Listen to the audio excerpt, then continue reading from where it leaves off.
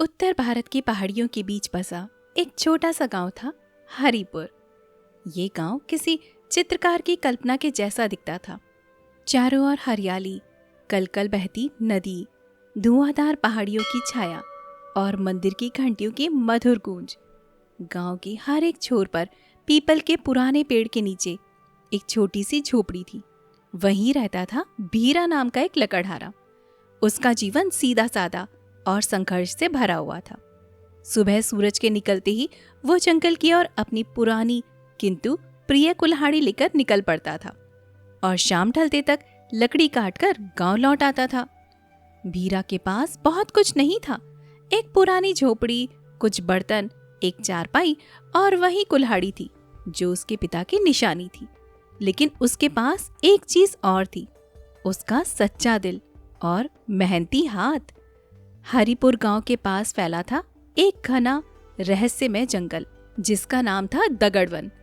इस जंगल के बारे में गांव वालों का मानना था कि वहां कुछ जादुई शक्तियां रहती हैं और कभी कभी वहां से अजीब अजीब आवाजें भी आती हैं।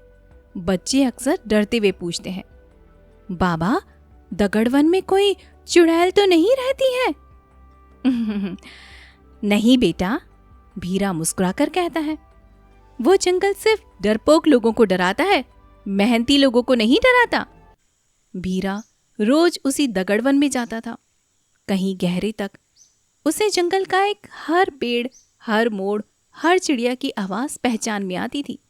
लेकिन आज तक उसने वहां पर कभी भी कुछ असाधारण नहीं देखा था। पर वो दिन आने ही वाला था जब उसकी कुल्हाड़ी और किस्मत दोनों बदलने वाली थी।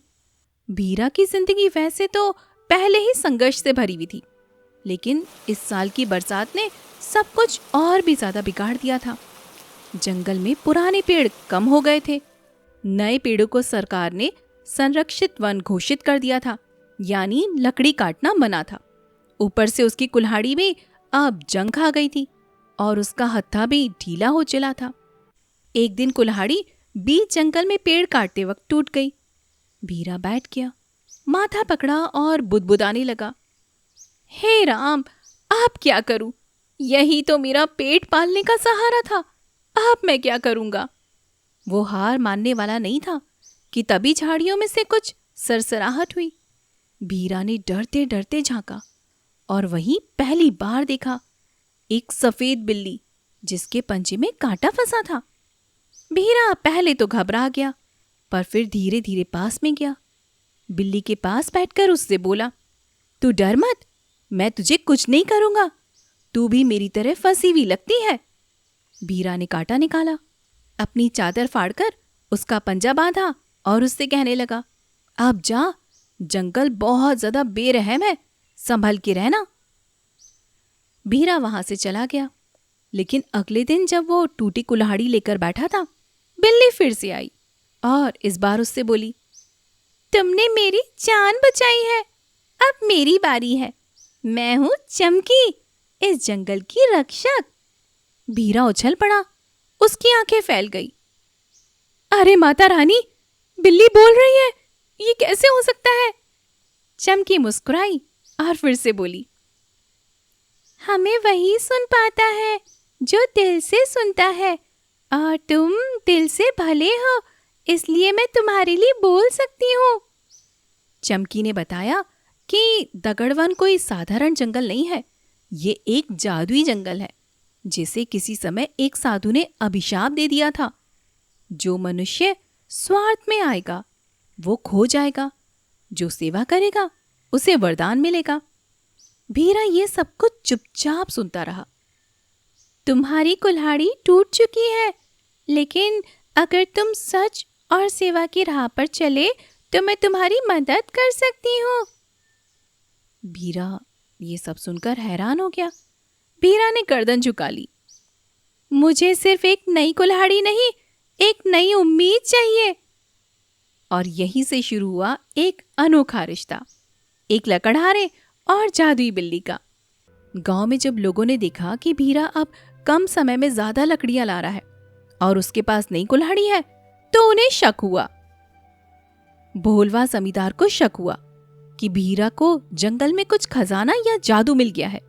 उसने अपने आदमी लगाए कि पता लगाओ ये बिल्ली कौन है और भीरा अब इतना खुश क्यों रहने लगा है। जंगल की सच्चाई अब धीरे धीरे सभी के लिए एक रहस्य बनती जा रही थी। चमकी कोई साधारण बिल्ली नहीं थी, वो दरअसल एक जादुई आत्मा थी जो वर्षों पहले एक ऋषि की शिष्य थी।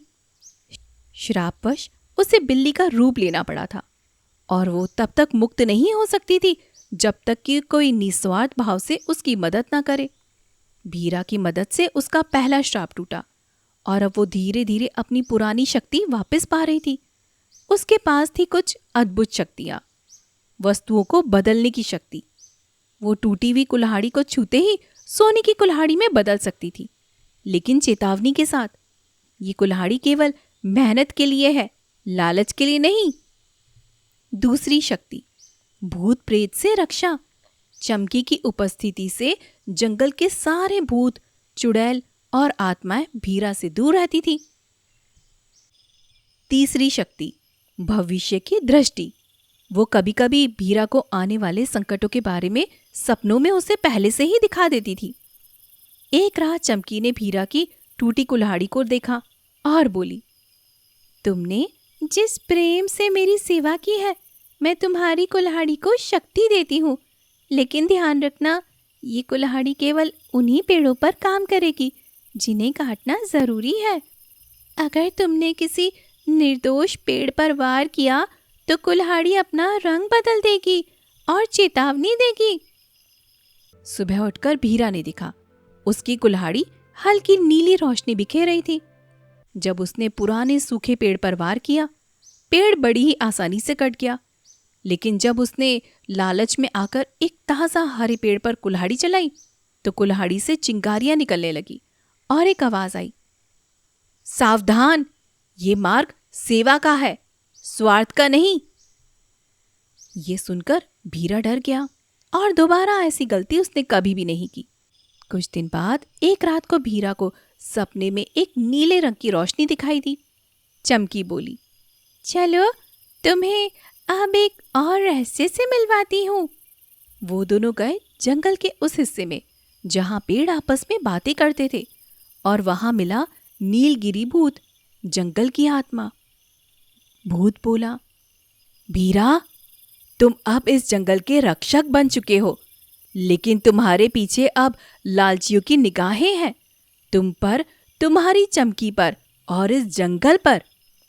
तुम्हें अपनी शक्ति को बचाना है, बांटना नहीं, वरना ये जादू तुम्हारे हाथ से फिसल जाएगा। चमकी ने भीरा को बताया कि हर 100 साल में एक बार जंगल अपनी रक्षा के लिए एक रक्षक को चुनता है। इस बार जंगल ने भीरा को चुना है, लेकिन साथ में एक और सच्चाई खुली। चमकी अब धीरे धीरे इंसानी आत्मा में बदल रही थी और अगर जंगल की रक्षा न हो पाई तो वो फिर से श्रापित होकर जंगली जानवर बन जाएगी। भीरा ये सब कुछ सुनकर स्तब्ध था। अब वो सिर्फ एक कुल्हाड़ी का मालिक नहीं, एक पूरे जादुई जंगल की जिम्मेदारी का भी भार लिए खड़ा था। एक दिन भीरा पहली बार चमकी को लेकर गांव में आया। वो साइकिल के हैंडल पर बैठी थी, राजकुमारी जैसी ठाठ से। गांव की औरतें तो उसकी सफेद चमकती त्वचा और नीली आंखें देखकर दंगी रह गईं। बिल्ली है या फिर रानी है? एक बूढ़ी अम्मा बोली। एक छोटा बच्चा डरा हुआ चिल्लाया, माई, माई, बिल्ली तो जादू करनी है। ये सुनते ही भीरा हंसते हुए बोला, अरे नन्नो, ये मेरी चमकी है, किसी का कुछ नहीं बिगाड़ेगी, बस दूध ज्यादा पीती है। भिट्टी, भीरा की बेटी, और चमकी के बीच गजब की दोस्ती हो गई थी। बिट्टी उसे कपड़े पहनाती, कभी कभार उसे टोपी भी पहना देती। चमकी तंग आकर बोली, अगर मैं इंसान बन जाऊं तो सबसे पहले ये कपड़े तुम्हारे ऊपर पलट दूंगी। एक दिन बिट्टी बोली, चमकी, क्या तुम म्याऊं भी बोलती हो या सिर्फ संस्कृत में मंत्र ही बोलती हो? चमकी ने पलटकर जवाब दिया, मैं वो हूँ जो म्याऊं भी बोलती हूँ और मंत्र भी। एक बार भीरा ने पूछा, चमकी, अगर तू इतना सब कुछ जानती है तो मुझे अमीर क्यों नहीं बना देती? ये सुनकर चमकी बोली, तुझे अमीर नहीं मशहूर होना चाहिए ताकि लोग तेरे जैसा बनना चाहे। ये सुनकर भीरा बोला, नहीं नहीं, अमीर वाला विकल्प दो दोबारा से मुझे। दोनों खिलखिलाकर हंसने लगे। एक दिन किसी ने अफवाह उड़ा दी कि जादुई बिल्ली अब इंसान बनने वाली है और अपने लिए दूल्हा खोज रही है। बस फिर क्या था, गांव के दो कुंवारे लड़कों ने चमकी के लिए गहने और दूध की बाल्टी लेकर दरवाजा खटखटाया। चमकी ने गुस्से में कहा, अरे बुद्धुओं, मैं इंसान नहीं बनूंगी, मैं परी बनकर उड़ जाऊंगी। जब भीरा हर शाम गांव के बच्चों को कहानी सुनाता, चमकी एक कोने में बैठी मुस्कुराती रहती। लेकिन एक दिन बच्चों ने जिद की, चमकी चाची, आप भी एक कहानी सुनाओ ना। चमकी बोली, एक बिल्ली थी जो एक लकड़हारे की झोपड़ी में फंस गई थी और फिर उसकी किस्मत खोल दी उसने। अरे वाह, आगे क्या हुआ? चमकी ने पलक झपकाई और कहा, आगे क्या होना था वो तो तुम्हें इस कहानी के अंत में पता ही चलेगा। भोलवा चौधरी, जो अब तक चमकी की शक्तियों को बस एक अफवाह ही समझ रहा था, वो धीरे धीरे परेशान हो गया। जब से ये बिल्ली आई है, भीरा की किस्मत पलट गई है। जरूर इसके पास में कोई जादू है। अगर मैं इस बिल्ली को पकड़ लूं तो मैं सबसे ताकतवर बन जाऊंगा। उसने अपने 2 चमचों को जंगल में भीरा के पीछे लगाने के लिए कहा, पकड़ो उस बिल्ली को, लेकिन ध्यान से, वो बोलती है, मतलब चालाक भी हो सकती है। एक दिन जब भीरा चमकी के साथ जंगल के भीतर लकड़ियां काट रहा था, तभी झाड़ियों में कुछ सरसराहट सी हुई। चमकी फुसफुसाई, भीरा, हमारा पीछा किया जा रहा है। भीरा ने पेड़ के नीचे कुछ घसीटने की आवाज सुनी और पलटते ही देखा 2 आदमी एक रस्सी लिए दौड़ते हुए आ रहे थे। पकड़ो बिल्ली को, जल्दी से पकड़ो। चमकी हवा में छलांग लगाकर एक पेड़ पर चढ़ गई और वहीं से जोर से बोली, मैं वो हूं जिसे पकड़ा नहीं जा सकता और जिसने कोशिश की उसका अता पता नहीं चला। आसमान में बिजली कड़कने लगी और अचानक पेड़ की डालियां उन लोगों को बांधने लगी। भीरा चिल्लाया, चमकी बस करो, बस करो, बस मत डराओ इन मूर्खों को। लेकिन चमकी गुस्से में थी। भीरा, ये सिर्फ तुम्हारे कारण बचे हैं, वरना जंगल उनका फैसला कर चुका था। भोलवा चौधरी से बचने के लिए चमकी ने एक रात भीरा से कहा, अब समय आ गया है, तुम्हें एक ऐसी जगह दिखानी है जहां कोई नहीं गया। गुप्तगिरी गुफा, वहीं से शुरू हुआ था मेरा श्राप और वहीं से मिल सकती है मेरी मुक्ति। भीरा और चमकी उस रात एक मशाल लेकर गुफा की ओर निकल पड़े। रास्ते में चमकी बोली, भीरा, अगर मुझे कुछ हो जाए तो बिट्टी का ख्याल रखना। भीरा मुस्कुराया, चमकी, तू बिल्ली कम और बिट्टी की माँ ज्यादा लगती है। गुफा के अंदर एक पुराना मूर्ति वाला चबूतरा था जिस पर लिखा था, जो बिना स्वार्थ के सेवा करे वही रक्षक कहलाता है और वही खोई आत्मा को मुक्ति दिला पाता है। भीरा ने अपनी कुल्हाड़ी चबूतरे पर रख दी और बोला, हे जंगल की आत्मा, अगर मेरे कर्म ठीक हैं तो इस बिल्ली को मुक्ति मिले। चमकी अचानक चकाचौंध में गिर गई। उसकी आंखों से आंसू बहे और उसके शरीर से प्रकाश निकलने लगा। प्रकाश के बीच से एक महिला का स्वर निकला, मैं चंद्रिका, एक परी जो अभिमान के कारण शापित हो गई थी। भीरा, तेरी निस्वार्थ सेवा और प्रेम ने मुझे फिर से परी बना दिया। ये सुनकर भीरा हक्का बक्का रह गया। तू तो बिल्ली नहीं, परी थी। चमकी, आप एक चंद्रिका, मुस्कुराई। बिल्ली थी, पर उस इंसान की खोज में जो निस्वार्थ हो, तू वही निकला। भीरा जब गुफा से लौटा तो उसके साथ चंद्रिका थी, अब एक साधारण ग्रामीण महिला के रूप में। गांव में सब लोग हैरान थे। भोलवा चौधरी ने घुटनों के बल आकर माफी मांगी। गुंजन बाबा ने आशीर्वाद देते हुए बोला, भीरा अब सिर्फ लकड़हारा नहीं, इस गांव का संरक्षक भी है।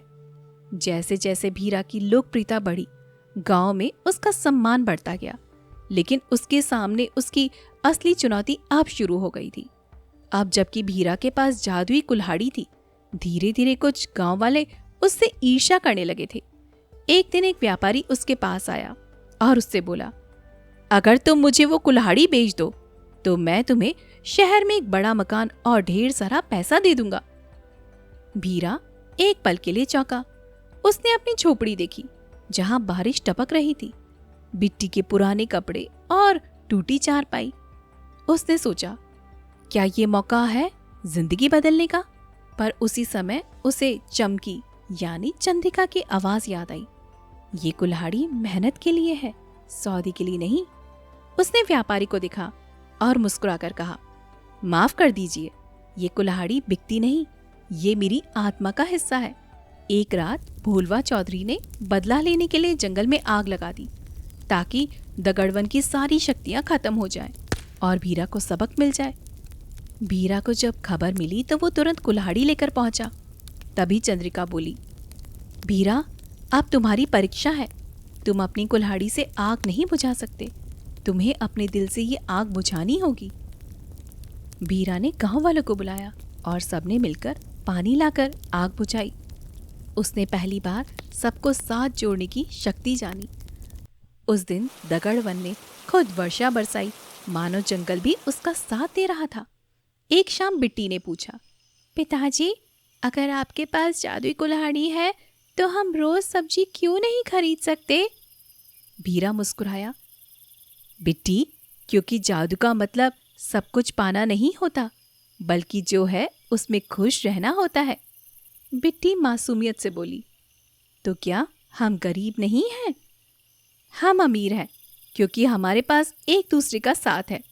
ये कहते हुए भीरा ने बिट्टी को गले लगा लिया। चंद्रिका एक कोने से सब कुछ देख रही थी। उसकी आंखें नम थी। वो समझ चुकी थी कि अब भीरा ही असली रक्षक है। अब गांव वालों ने भी बदलाव को स्वीकार कर लिया था। भोलवा चौधरी ने खेती शुरू की और जंगल की रक्षा का वादा किया। लोग अब पेड़ लगाने लगे, कटाई कम और सेवा ज्यादा करने लगे।